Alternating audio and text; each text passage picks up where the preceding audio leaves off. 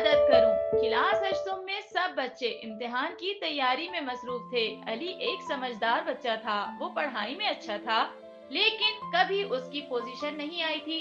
दिल में हमेशा ख्वाहिश रखता था कि एक दिन उसका नाम भी पहले 3 नंबरों में आए।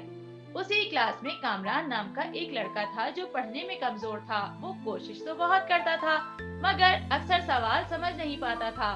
उस्ताद समझाते, लेकिन बात जहन में बैठती ही नहीं थी।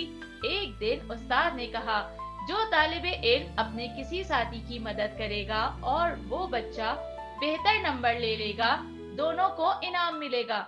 ये बात अली के दिल को लगी। उसने सोचा, शायद अगर मैं किसी को समझाऊं तो खुद भी ज्यादा अच्छे से समझ सकूंगा।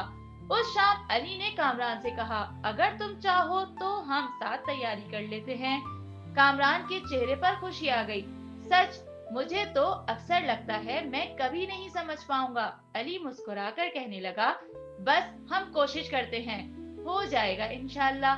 फिर दोनों रोज स्कूल के बाद बैठकर रियाजी के सवाल हल करते। जब अली किसी बात को समझाता तो उसे खुद भी एहसास होता कि वो चीज पहले से ज्यादा आसान लग रही है। रफ्ता रफ्ता कामरान भी समझने लगा। इम्तिहान के दिन गुजर गए, नतीजा आया तो सब हैरान रह गए।